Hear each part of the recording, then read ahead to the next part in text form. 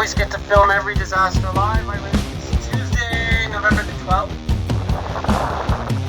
Holy crap.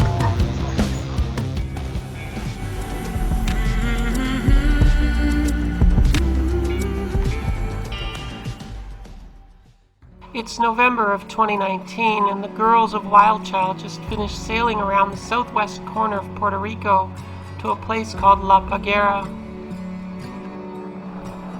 It does appear to be a beautiful and very lovely place, but of course the sail did not go according to plan. It never does. It looks like we found the spot. It seems kind of popular and the mooring ball seems okay.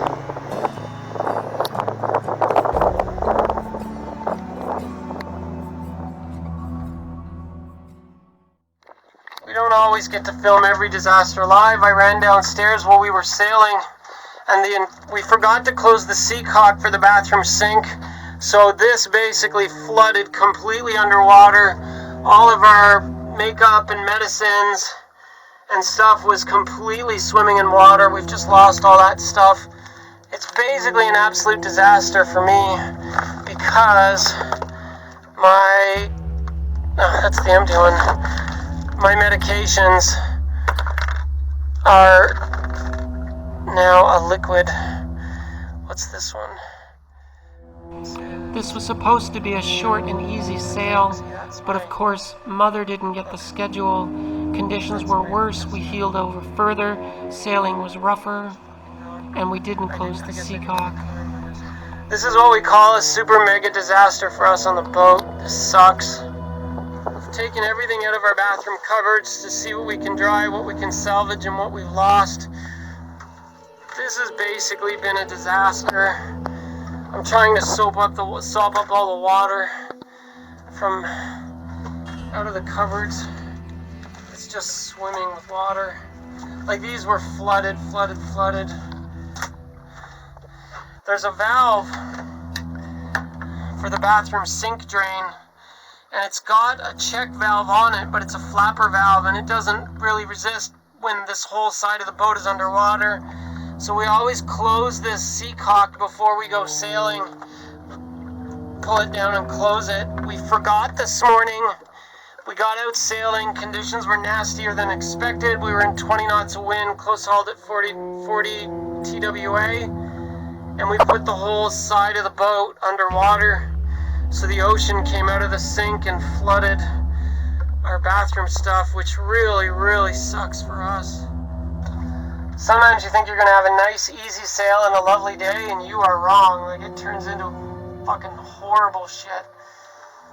So I just lost, like, all my medication, which is bad and very difficult to replace. What are you going to do? Cry, I guess. I get that the wealthy boomers watching this are thinking, what's the big deal? Just go buy more stuff. But I don't have any money. I'm young and poor. Since we soaked the whole area in seawater, we cleaned it out and sterilized it.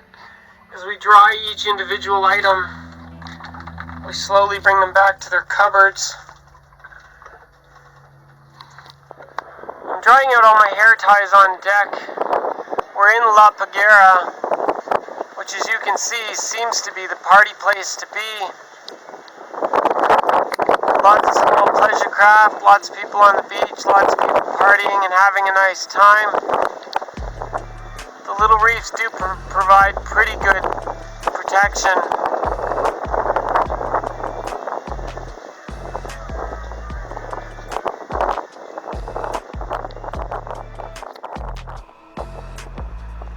Dario was absolutely correct. La Grrrr on the south coast of Puerto Rico is spectacular. It is a very excellent place to stop and visit. It's everything he promised it would be. The ring of reefs provides excellent protection to the anchorage from the outside ocean swell. With the bathroom mess all cleaned up, we want to go on land for a walk, have an adventure, and explore. Well, it's Tuesday, November the 12th. And we are in La Paguera at the anchorage off Cacao Reef. And we're going to take the dinghy into town and go explore the town. We need to buy some bread, some milk, try to make a phone call if we can borrow a phone maybe get Wi-Fi, check internet, check weather, see if we got email, and just go for a walk and generally get off the boat. So let's go to town.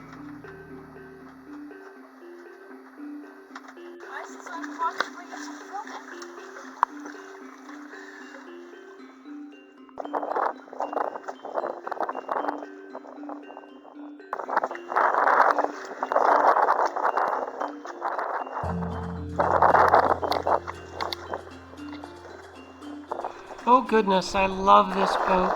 WildChild's my baby. She's such a good girl.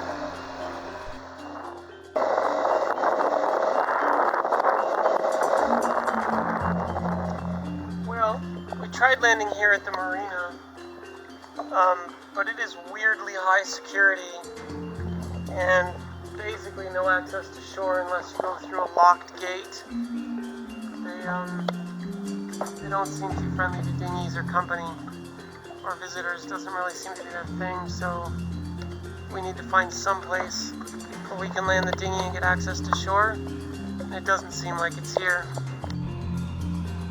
We wander around the shore for a little bit looking for some place we can land. It's all mangroves and private property. Eventually we find this little dock and decide to give it a try. Let's see if anybody yells at us. As I approach the house, a friendly voice pipes up from this veranda and says, "Is there anything I can help you with?"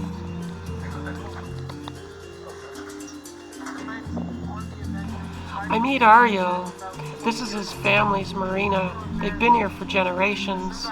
And like most Puerto Ricans, he is very friendly and very kind. We just landed the dinghy at some random dock, and Ariel, just sitting in his hammock, watches us. Says, "Oh, hi girls, how's it going? Yeah, no problem, you can leave your dinghy there." He spends half an hour giving us the rundown of where to go, where to find things, where's the nice place to eat, where can we get provisions. And for nothing, like for no reason. It's just because Puerto Ricans are maybe the nicest Americans you can find. He lets us leave our dinghy there so we can walk down the road to find the town and explore a little bit.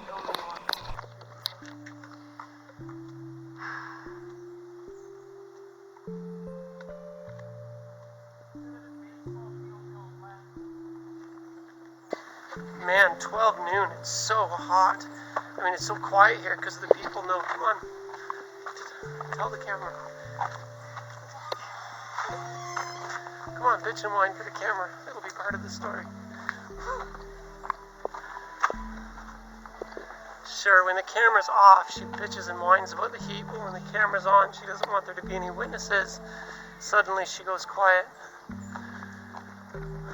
The Spanish influence to the architecture is similar to the Dominican Republic, but there's like a creepy, quiet, abandoned feeling to the place. We don't see any people. Yeah, that's what I was looking at. The architectural differences between Puerto Rico and Dominican Republic are definitely noticeable. In Dominican Republic, they're very social. They all sit outside and socialize.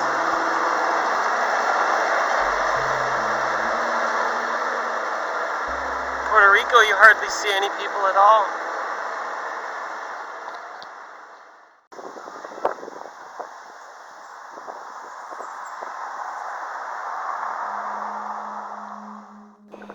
I know that it looks like we've wandered into a deserted ghost town, but actually it's not. It's a really active tourist place. But I think it might be a national holiday or something. All the infrastructure for tourism is here. It's just weirdly like a ghost town today. Holy crap. Holy crap. I know nothing about fish. Except these guys are freaking huge. Like that guy probably is 3 feet long and probably weighs like 80 pounds. They must feed them or something. Holy cow. Well, that scared me. Oh, like you feed the fish? You could feed the fish? That's kind of cool. Yeah, let's feed the fish.